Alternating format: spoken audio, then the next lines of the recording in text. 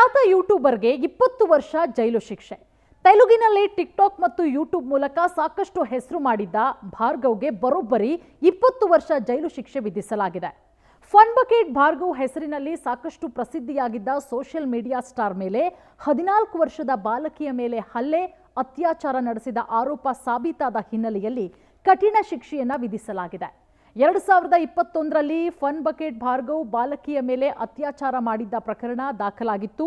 ಸುದೀರ್ಘ ವಿಚಾರಣೆ ನಡೆಸಿದ ವಿಜಯವಾಡದ ವಿಶೇಷ ನ್ಯಾಯಾಲಯ ಜನವರಿ 10ನೇ ತಾರೀಕು ಆರೋಪಿಯನ್ನ ದೋಷಿಯಂತ ಘೋಷಿಸಿ 20 ವರ್ಷಗಳ ಜೈಲು ಶಿಕ್ಷೆಯನ್ನ ವಿಧಿಸಿದೆ.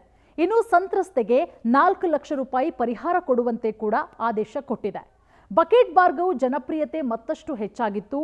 ಟಿಕ್ಟಾಕ್ ಬ್ಯಾನ್ ಆದ ಬಳಿಕ ಇನ್ಸ್ಟಾಗ್ರಾಮ್ ಹಾಗೆ ಫೇಸ್ಬುಕ್ನಲ್ಲಿ ತಮ್ಮ ಕಾಮಿಡಿ ವಿಡಿಯೋಗಳನ್ನು ಅಪ್ಲೋಡ್ ಮಾಡ್ತಾ ಇದ್ರು.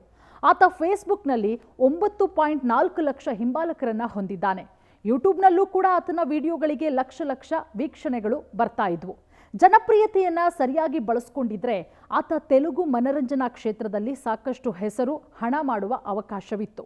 ಆದರೆ ಸಿಕ್ಕ ಅವಕಾಶವನ್ನ ಮಾಡಬಾರದ ಕೆಲಸಕ್ಕೆ ಬಳಸ್ಕೊಂಡಿದ್ದರಿಂದ ಜೀವನವಿಡೀ ಜೈಲಲ್ಲೇ ಕಳೆಯುವಂತಾಗಿದೆ.